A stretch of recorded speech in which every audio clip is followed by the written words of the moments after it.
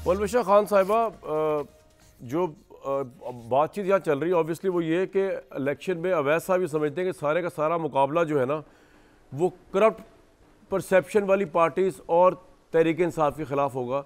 और वो ये कह ये रहे हैं कि सारे केसेस होने के बावजूद जो करप्शन का परसेप्शन आप लोगों की पार्टीज़ के मुतल्लिक है, इमरान खान उसमें फिट नहीं बैठ रहे, अवाम में इसलिए मकबूल है करप्शन ना करने की वजह से।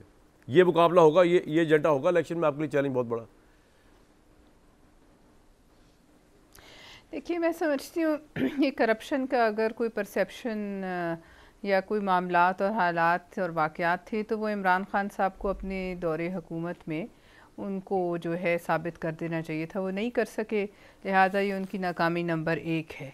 दूसरी ये कि करप्शन का जो परसेप्शन है वो हमें हम बनाने में भी शायद इतने कामयाब नहीं हुए जितने इनके अपने लोग, इनके घर के लोग, इनके आसपास वाले, वो सारे लोग जो इनके टाइगर्स कहलाते थे, जिन पे इनको बड़ा नाज था, जो रोज़ आपके शोज़ पर आकर हमसे इंतहा दर्जे की जो है वो बेइज्जती और बदतमीज़ी करते थे, गालम गलोच जिनका वतीरा था जलसों से लेकर टेलीविज़न स्क्रीन्स तक, उन्होंने ख़ुद बनाया।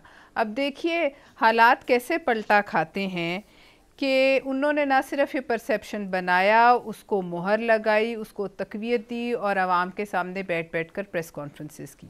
अब बात यह है कि वो टाइगर्स तो नहीं थे कामरान शाहिद साहब, वो तो वक्त आने पर बिल्ली भी ना बन सके।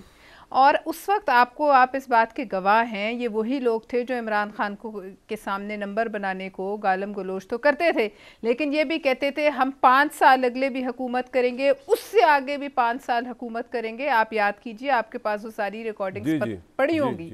और उस वक्त कम से कम मैं तो नहीं कहती थी ये खुदाई दावे हैं, खुदाई दावे ना करो, तुम अगले 5 मिनट का तुम्हें इल्म नहीं। और वही लोग हैं जिन्होंने जो है इमरान खान की सारी कसीदा गोई जो है आप देखते हैं हर थोड़े दिन बाद कोई ना कोई कर रहा होता है।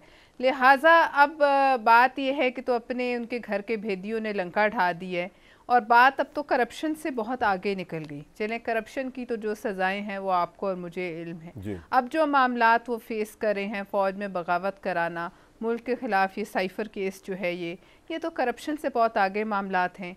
9 मई को जो कुछ भी हुआ वो आप मुझे बताइए, आप भी इस मुल्क की सियासत के एक शागिर्द हैं, आप पढ़ते हैं उस मुल्क में क्या हुआ आज तक, आपने देखा, सुना, पढ़ा।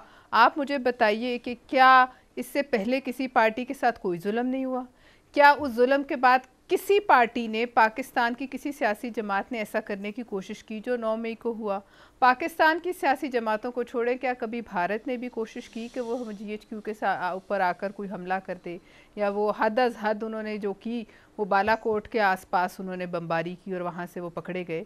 मुझे बताइए क्या ऐसी चीज़ थी, कौन सा ऐसा हाथ था, कौन सी ऐसी ताकत थी जिन्होंने इमरान खान साहब को यहाँ तक जो है पुश किया कि वो इतनी बड़ी जो है वो प्लान बना बैठे और फिर आप देखिए जो हुआ। लिहाजा करप्शन तो अब कोई सवाल नहीं है। सवाल हाँ ये हो सकता है कि 16 महीनों में क्या होता रहा उस पर अवाम ज़रूर हमें जज कर सकती है। मैं ये नहीं कहती कि उस पर अवाम हमें जज नहीं कर सकती। ये बड़ा चैलेंज है। अब इमरान खान साहब के जिस ब्रैकेट में है वो ब्रैकेट करप्शन से ऊपर का ब्रैकेट है। ऊपर का ब्रैकेट है।